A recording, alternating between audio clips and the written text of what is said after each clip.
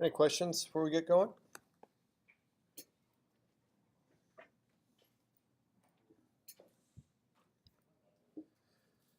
Okay, so a reminder that you do have a project 1 coming due here end of day Friday.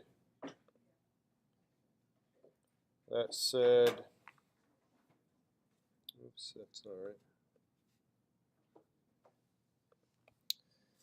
The first project's pretty simple. It's really not much larger than a lab. It becomes a little more involved if you have it the extra credit, but the project itself is pretty short and straightforward. Probably one of the most confusing things about doing this first project is that there's some code provided here. Let's go ahead and look at that a little bit.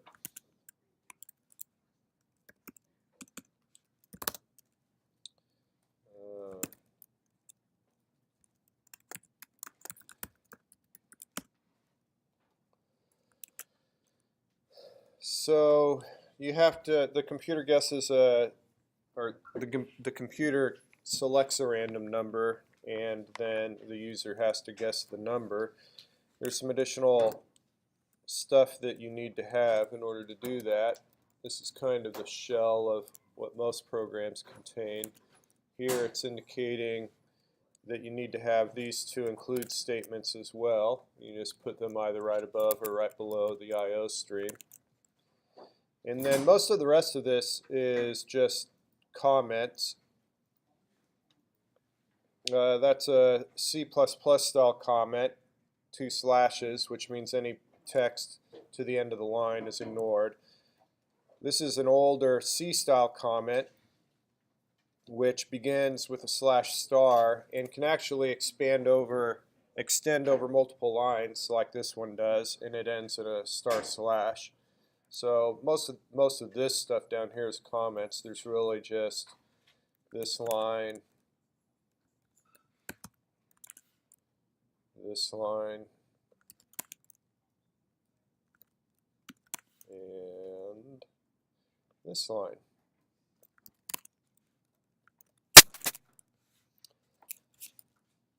I thought I'd say just a little bit what these things are doing. Hopefully you have some comfort that line 10 is creating a variable that holds integers. These line 9 and 11 is less obvious, so let me talk about that. Ultimately, there's some sort of computation happening here, and that ends up getting assigned to random number. What I want to do is let me actually comment this stuff out. I'll use one of the C-style comments, and we'll come back to that in a moment. Let's talk about this function. So this function gives you a random number, and what I'll do is I'll just spit that out to the screen so we can see it. And in fact, let me do it like 3 times. So that's all this program does, is all that's commented out, so it just prints out some random number 3 times. Or I should say prints out 3 different random numbers. I'll compile it over here. Let me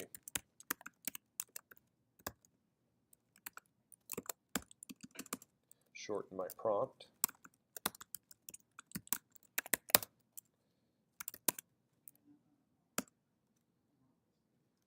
Oops, I have a typo. Get rid of that typo. Let's try it again, and magic happens. All right. When I run it, there's 3 clearly different random numbers. But here's kind of the rub. If I run it again, I get the exact same 3 random numbers. Oh, it actually, let me pause for a minute. I want to, do I have, well, no, I'll just go with it. So the issue is that the computer is incapable of actually truly generating random numbers. And so what the computer has is it just has this hard-coded list of what are referred to as pseudo-random numbers, and that list is unchanging. but it appears to be random if you look at it here. When you call the rand function, I start an application running and I call the rand function. What it does is it grabs that first number from that list, which is, I don't know how long, potentially billions of numbers long. And then the second invocation will grab the second number, third invocation will grab the third number. Well, in order to make things more random, if you will, what you can do is you can start at a different position in the list. So rather than starting at the first item, that's what srand means. So let me throw that in here, srand. So I'm going to begin at the 1000th item in the list. Now, if I save that out and I recompile and I rerun, I now have a totally different set of numbers. However, those are the same.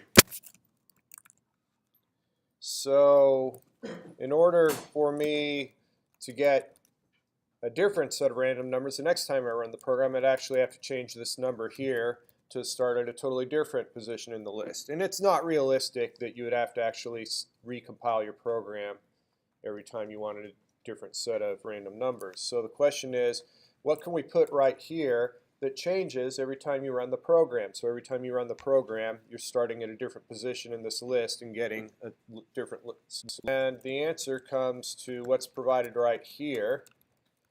There's a whole suite, if you will, of functions for interrogating, setting and interrogating time and doing manipulations of time. And natively, how time is stored in a Unix system is as the number of seconds that have elapsed since January 1st, 1970. Okay. So let me actually, I'll come back to this stuff. I'm going to now comment this stuff out.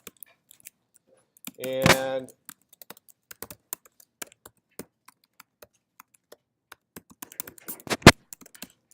let me just spit that out to the screen.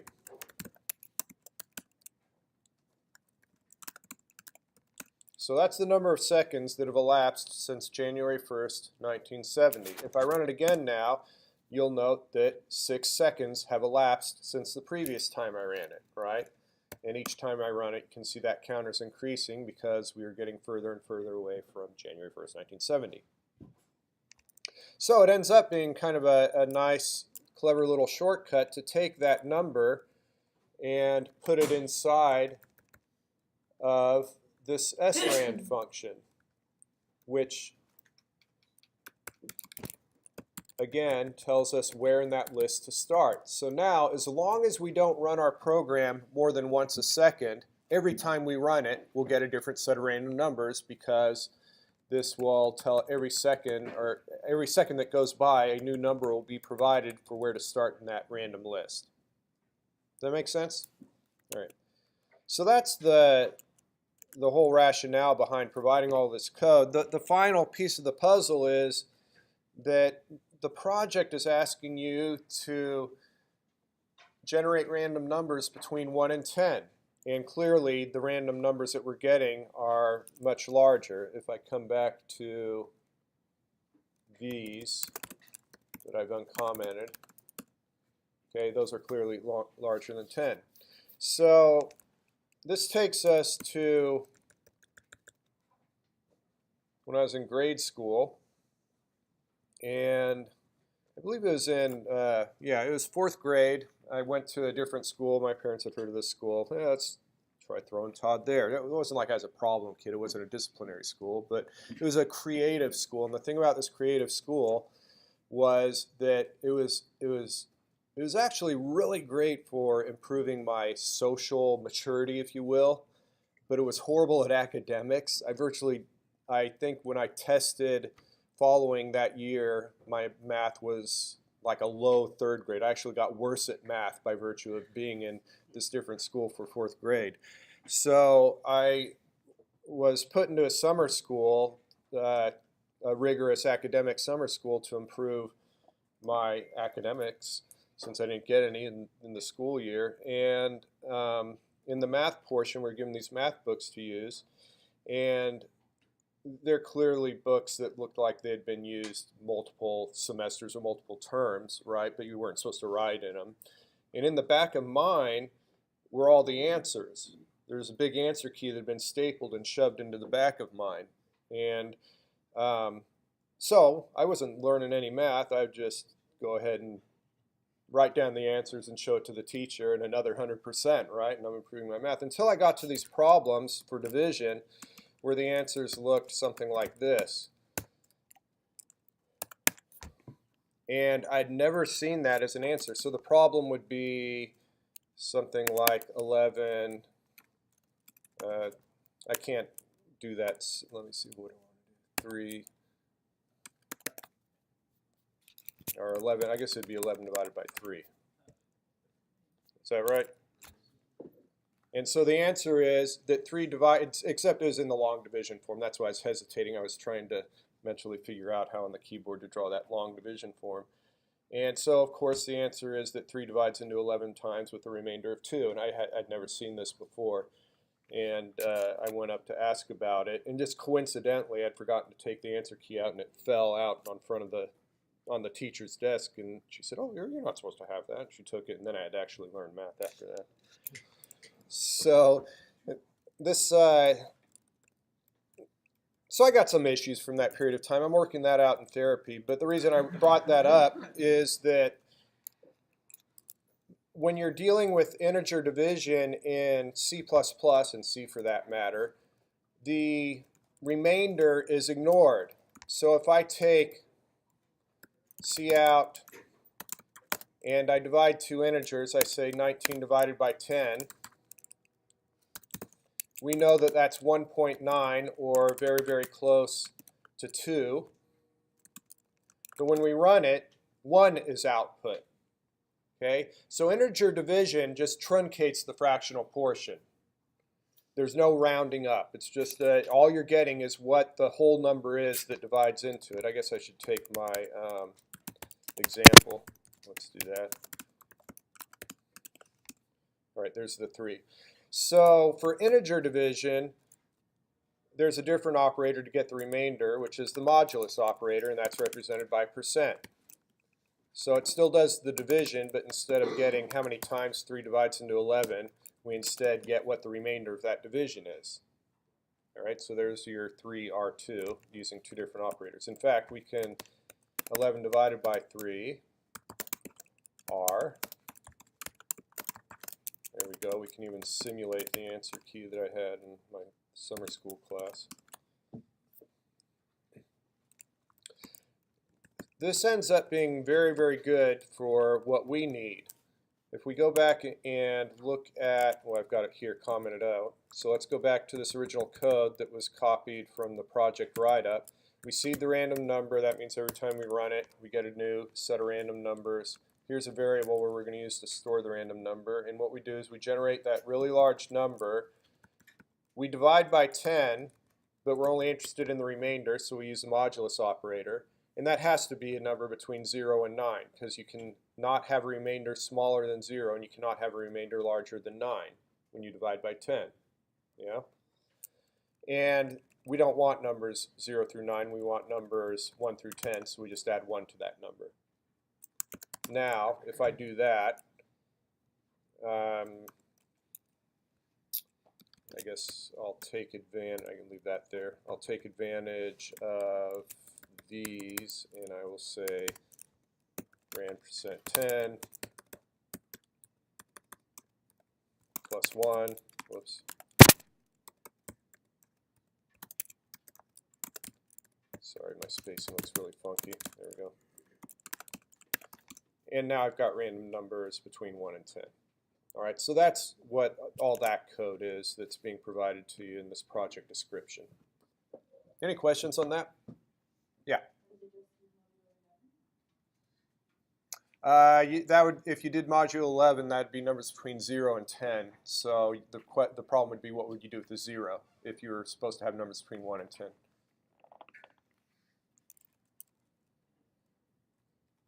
Any other questions? All right. So I wanted to talk about a couple things. One is, I'll quit that. Oops. I got too many. Let me rename this file. Got too many periods there. All right.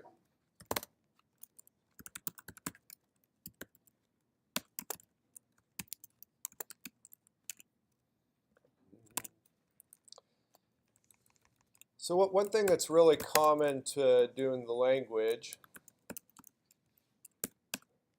is to add to a variable. And the traditional way in programming languages for adding to a variable is to say that apple is equal to whatever was in apple, but we're going to add 10 to it. I guess we can see out apple and see out the contents of apple again. We should see it was 5 before, and then it's 15. Oops.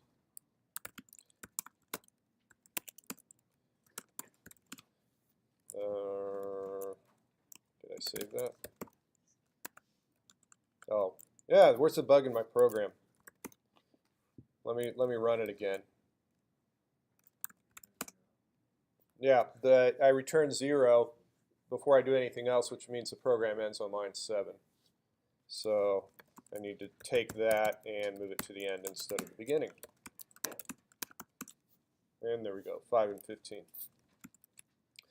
This construct is so common to add a value to an existing variable that there's a shorthand that's provided to us, and that is apple plus equals 10. Now you can see that it does the same thing. So that's a nice little shorthand operator. Why plus equals? Why did they not make it instead?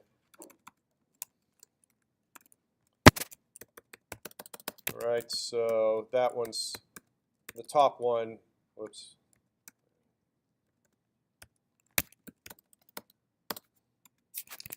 Why is line 11 bad? Why is the operator not as we see it on line 11? Why is it on line 10? There is some intuition. You would think, it seems to kind of roll off the eyeballs better on line 11, but line 11 won't fly. Can someone tell me why?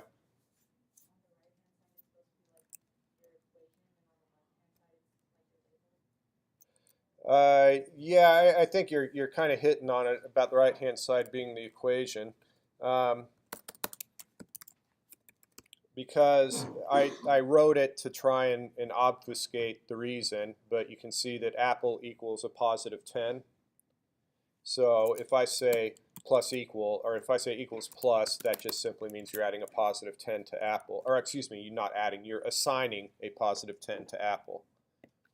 All right, whereas you don't have that kind of funky binding of operator symbols here, so that's why they reverse them.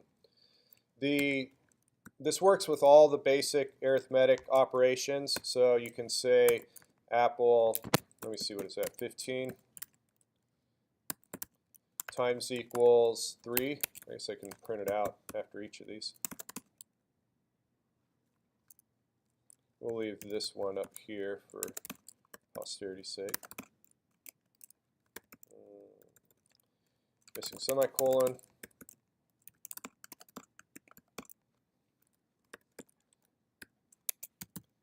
Apple divided by equal 5.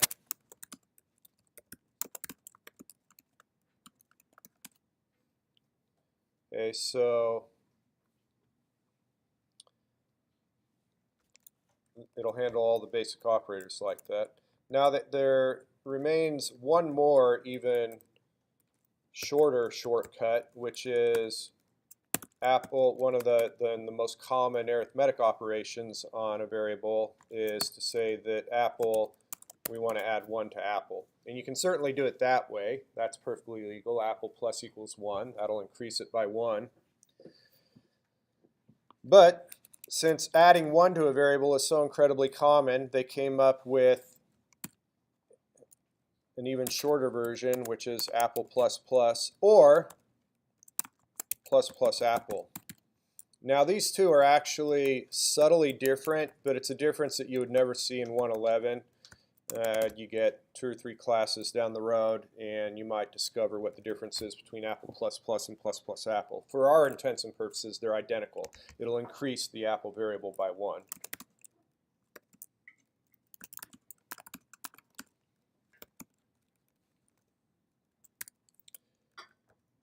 And so there we did. This should be 9.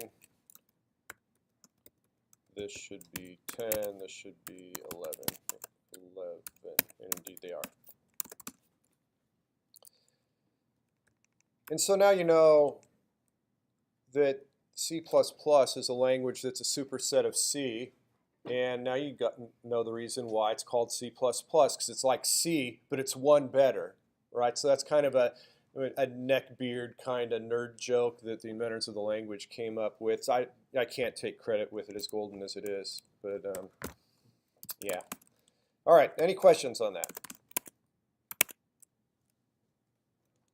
Then let's move on again. Let's talk a little bit about loops.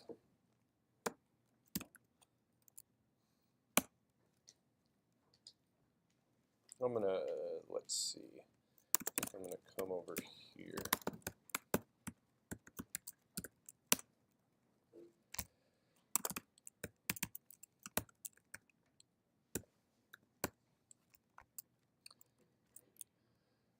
So, what can we do?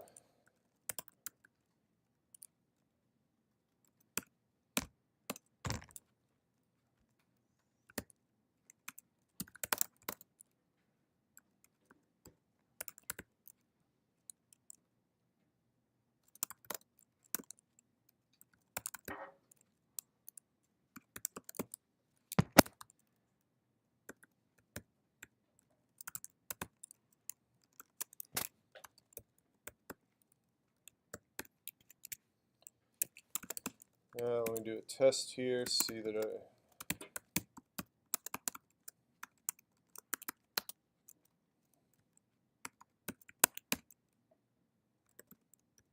thought I got some semicolons. All right, that's looking a little better. Run it. So this harkens back once again to my childhood.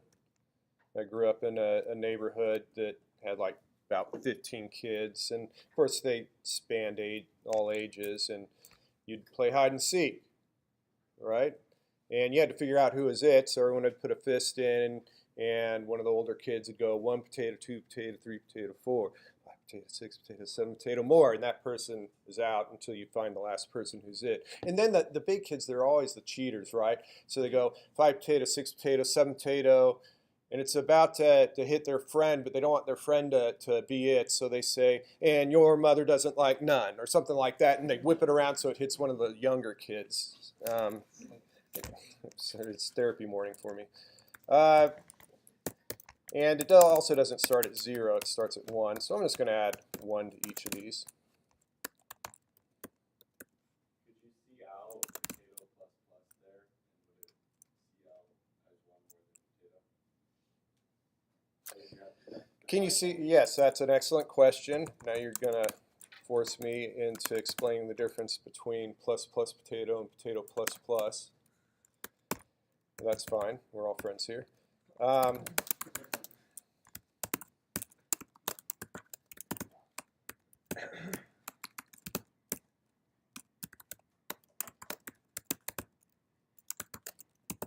What I'm going to do is I'm going to put a return 0 right here so that my program ends after these 2 output statements.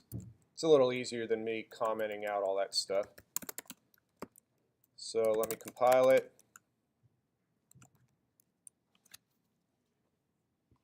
So on line 9, potato plus, if we look at on line 10 in the output, it definitely added 1 to potato, but we don't see it on line 9. What we see on line 9 is the old value or the original value of potato, right?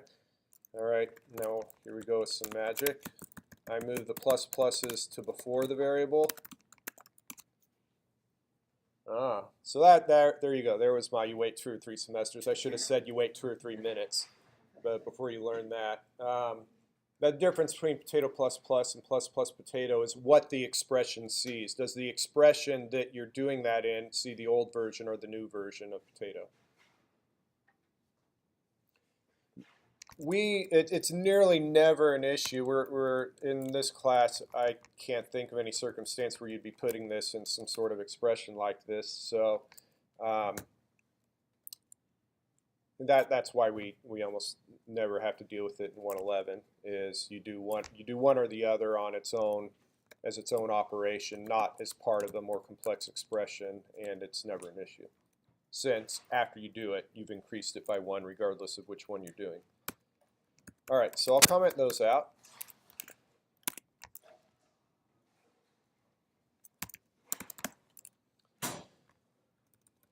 So I've got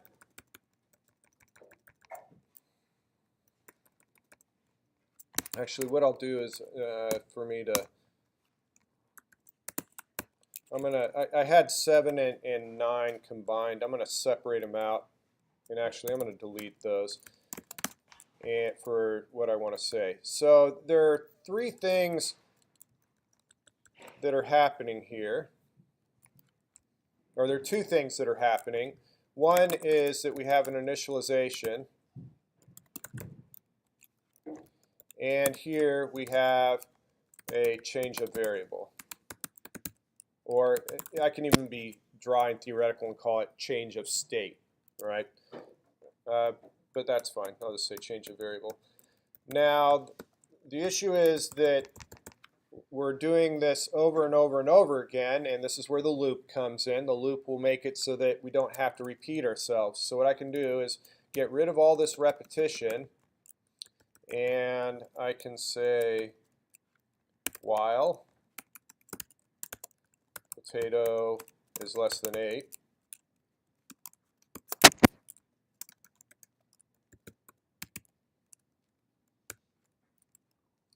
This one, let me see, body of loop.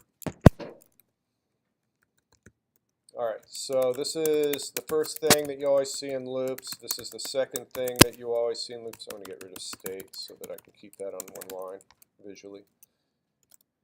And then I would call this, excuse me, I want that to be 3. And then there is the condition. Okay, so those are the 3 components of every loop that you'll write. The body of the loop, I'll say optional, that it's the thing that you want to do repeatedly. It's optional because sometimes all you want to do is some sort of counting repeatedly. So this is not required for the loop to operate, right? If I delete that, I will still do my loop, which is incomplete, I see. Now, the way, if you look at a syntax specification for the loop, it'll say while condition statement. That's what you'll see in some dry text, reference text on it. So all a while loop wants to work on is a single statement that it iterates on and does over and over again as long as this condition is met. So what that normally means is that only this is a statement right here. Anything that ends in a semicolon is a statement. The problem is inside what I want in my loop are 2 statements. This ends in a semicolon, that ends in a semicolon, so I actually have 2 statements. The language, there's something that you can generalize in the language, which is anywhere, and I mean absolutely anywhere you can put a C++ statement, you can put a set of curly braces and a bunch of statements inside it. So that is what we're seeing with lines 11 and 15 is rather than just having a single statement on line 11, I'm going to put a bunch of statements there and put them in curly braces. So that is functionally like a single statement as far as that while loop is concerned. Okay. So sometimes if the while loop's really short, you won't see the curly braces, and that's why, because this is the standard form.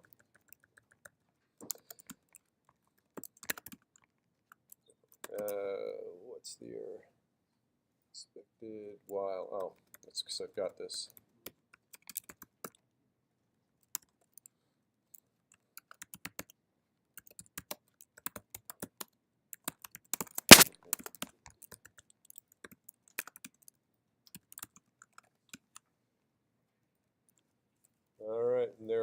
potatoes.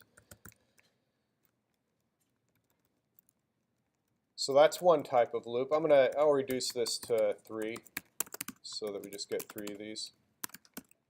Okay, and then I will change this. Let's have a little cout statement. So cout the while loop.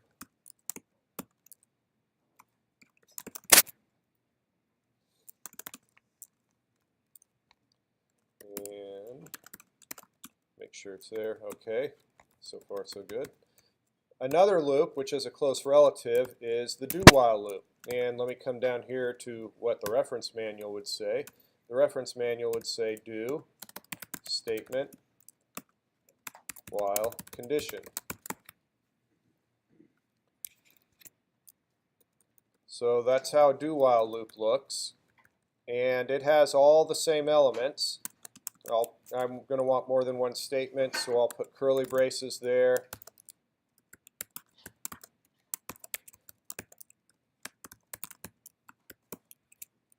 I'll just copy lines 14 and 15. 14 through 15, I want to yank those into a buffer.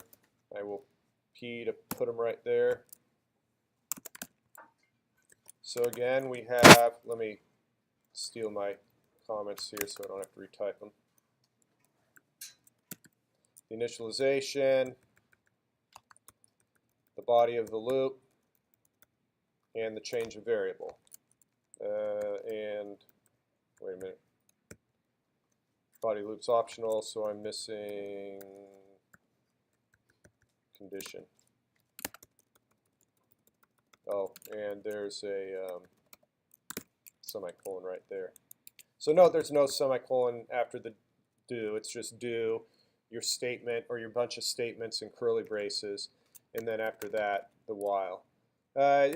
You structure it how you want. You can do it like that. I do it like that out of habit. Of course, the language doesn't care where you put it. We can see what that does. Oh, and also let's get our helpful what we're doing message here, the while loop.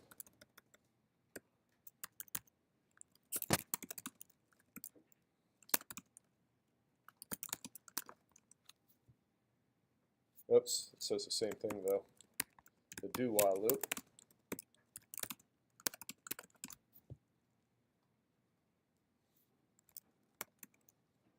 Can anyone identify a use case where the while loop and the do while loop would behave differently?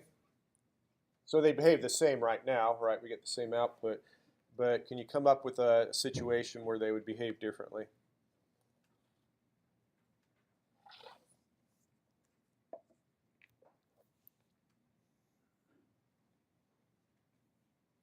Yeah.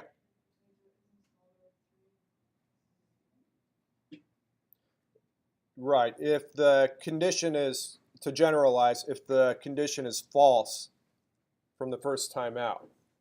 So this was going to loop as long as potato is less than 3. This is going to loop as long as potato is less than 3. But what if my initialization was, for whatever reason, potato started at 99?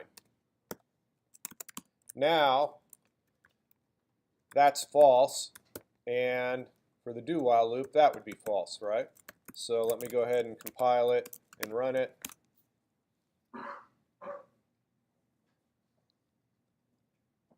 So the do while loop is a guarantee of running the body, the code in the body, at least once, no matter what, even if that condition is false, because the do while loop is specifically structured that way to show that the condition is actually not being evaluated until the end of the loop. Whereas the while loop, starting on line 11, you do not enter the loop until that condition is satisfied to be true. Yes? It's kind of similar to the plus plus and right before and after that. The do. Yeah, I guess there's some semantic similarity there. The statement run before the while. Right, right, yeah. So they are subtly different. You can usually get away with doing one or the other. An example of code where, an example of a situation where you would want to do while loop would be, for instance, the extra credit of the project. I believe you choose a level of complexity, and like if it's easy, you get 5 guesses. Well, what if how many? So the question is, what is the minimal number of times you want to ask the user for a guess? You want to play the game. I want to do it easy. Are you gonna? You're gonna 100% of the time you're gonna ask them the question at least once. What is your guess, right? So that'd be an example of where a do-while loop would be nice. But you know, nothing's being graded on that. You can certainly use any kind of loop that works if you're doing the extra credit. But that's an example of where you would prefer a do-while over just a straight while, because 100% of the time you want to run it at least once. So I'll make that 0. Again, all these files that I typed end up being provided in the class write-up, so you get a copy of that.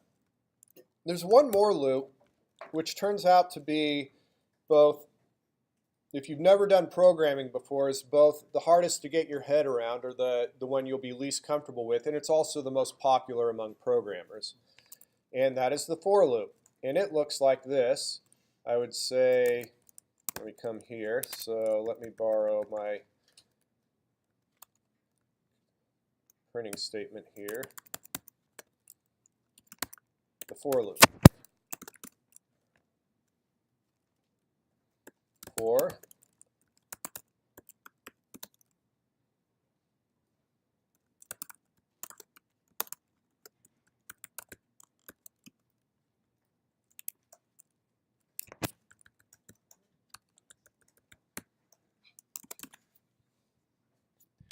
let me put this down here.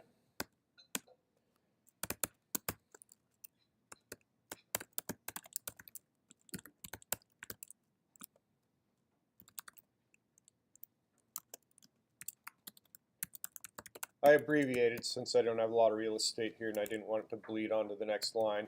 This is the potato equals 0. The condition is to check for truth. And this is the change of state or change of variable.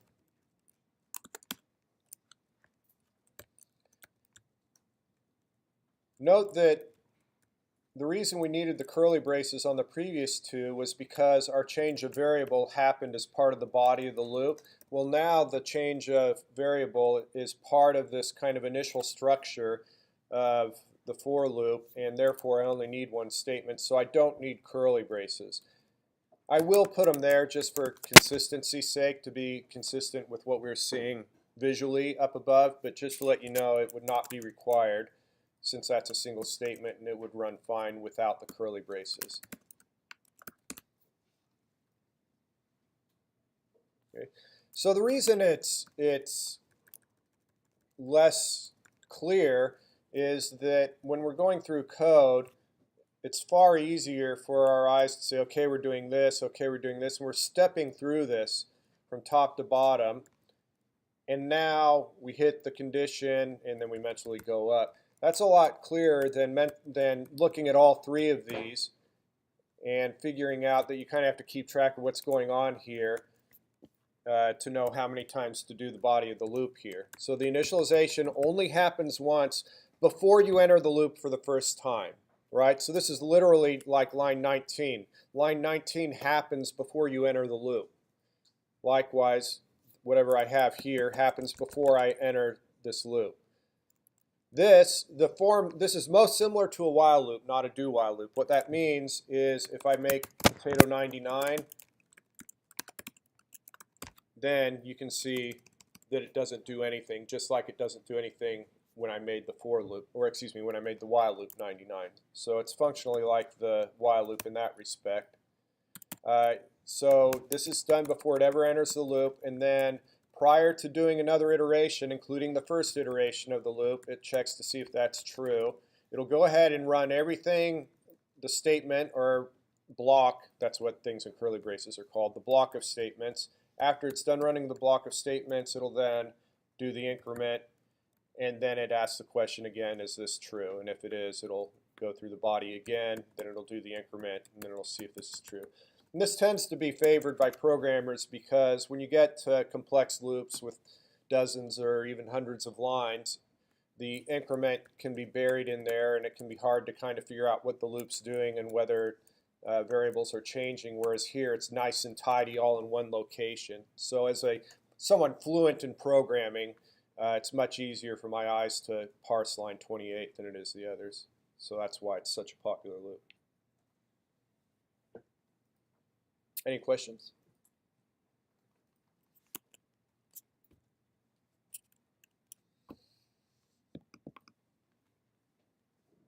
How about, so I've been pushing this Vim editor on you, and I've been doing it now. Is there any questions, things that you've been trying to do in Vim that you're not quite sure how to? Or, here's the thing, when you get good at Vim, you can do just about anything in 3 keystrokes. Is there anything you're doing that's taking more than 3 keystrokes you want to learn more efficiently? Replacing words, like without entering insert. Say it again, doing what with words? Like replacing them. Replacing words. Yes, so let me come here and write Vim tips. CW, change word. So if I'm here on the P in potato and I type CW, you'll notice at the bottom it says I'm in insert mode. Now I'm replacing that word. Maybe you want to replace 2 words. What's that? How did I undo my thing?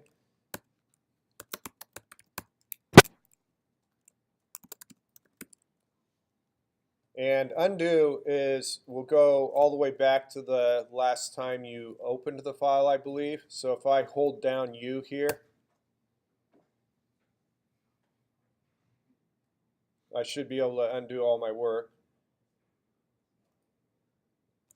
So I got back to the last time I opened the file, which is when I created the file. And then to redo is Control R is redo. So now let me delicately come back.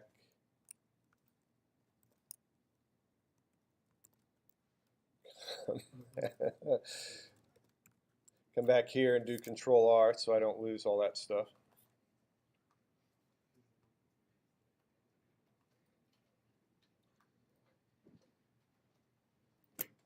All right, now let me write that out. Except I redid this. Let me undo that. There we go. You can put numbers here. So 2CW is to change 2 words. W is a small word, and big W is a large word.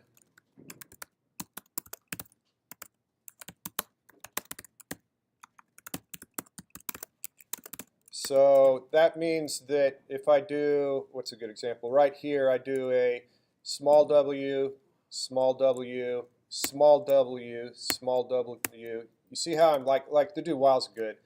W, W, W. So whenever you change from standard alphanumeric characters to special symbols, it considers that the division of a small word. If I wanted to advance a large word, then it would get me to the L in loop, since that's what it means by large word. It has to be separated by some sort of white space, including a new line. So if I do an uppercase W, this is that one large word. The new line constitutes white space, so I should end up there. I do a W, and so you see there I am.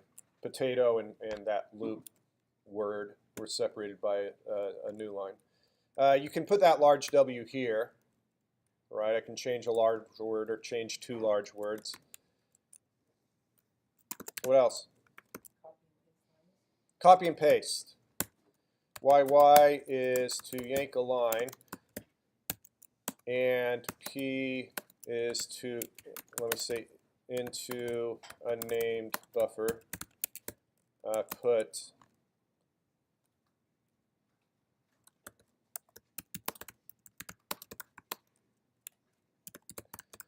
So you may be wondering why yank and put.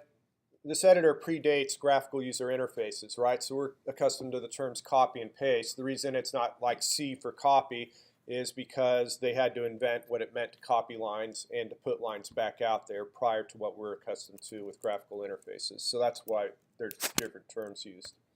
It doesn't have to, you don't have to yank entire lines, so YW would yank a word.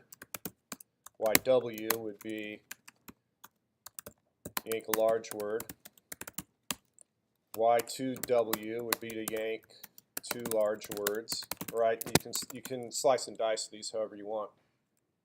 So I can say, well, like how about yank? What does $sign do? So I yank to end of line. So coming here, like I'm on the equals here, and I say Y $sign, then I come down here and I do a P. There it is. Yep. Is there like a way to cut in like the same way? Like instead of just copying and like having to go and delete that afterwards? You're right. So you would anything that you delete, cut is placed in unnamed buffer. Now you do it so frequently it's constantly getting replaced, but I can say DW to delete a word, or better yet, D large W. Well, that ends up being the whole line. That's no fun. I'll just do DW. That deleted it, and then if I come down here and do a P, it puts it right there. Where's my P? Put unnamed buffer. I'm going to remove into document, and I'll say after cursor P, put unnamed buffer before cursor. So if I do a lowercase p, it goes after. If I do an uppercase P, it goes before that curly brace.